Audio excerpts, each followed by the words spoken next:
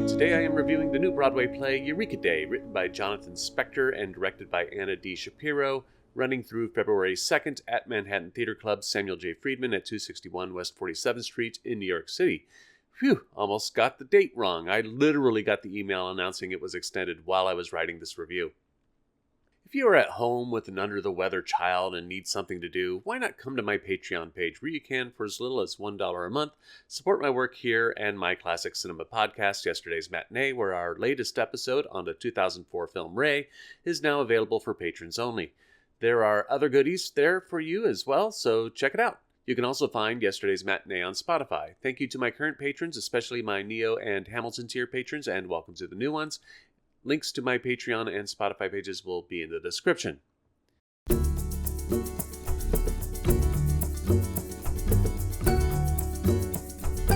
Last year, we had an 8th grade production of Peter Pan, which I don't know what they were thinking. Set the production in outer space. That really solved all of So then all the kids got to fly.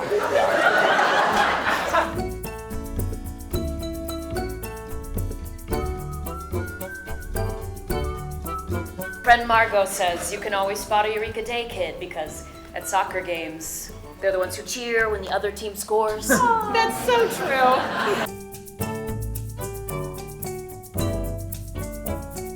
You know, my therapist says life is one long cost-benefit analysis. You need to get a new therapist.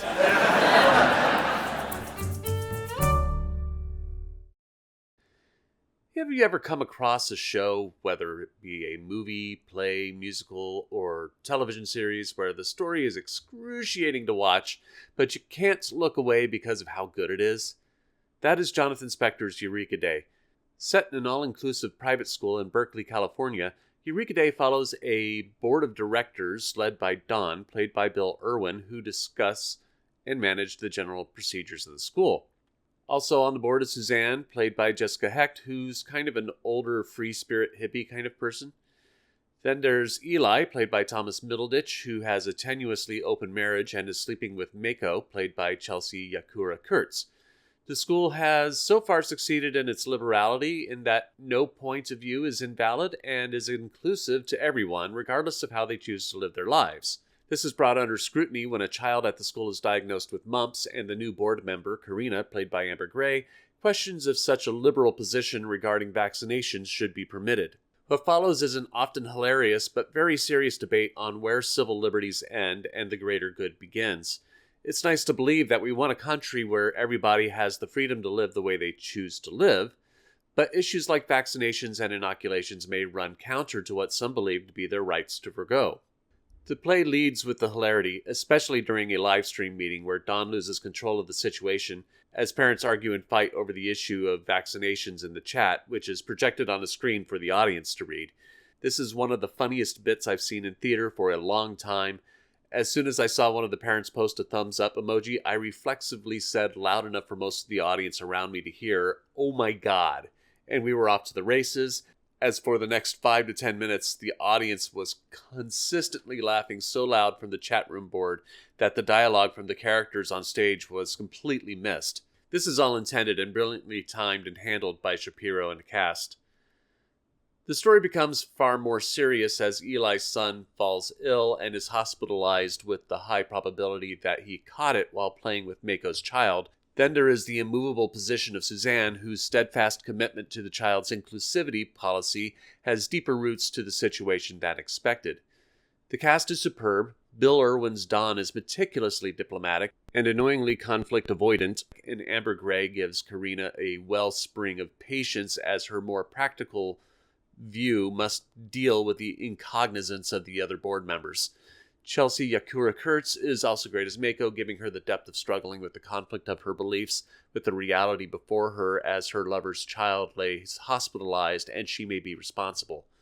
Thomas Middleditch and Jessica Hecht carry much of the emotional weight of the play as Eli struggles with his child's welfare and Suzanne reveals her deeper secrets to Karina on why she believes what she believes. The design is fantastic. Along with the aforementioned projection design of the live stream by David Bengali, Todd Rosenthal has created an amazing set of a school library right down to the upside-down letter B in the word library spelled out on a shelf, and chairs that are a touch too small for adults to sit on. It's these little nuances that give the set a quirkiness that fit the nature of the school.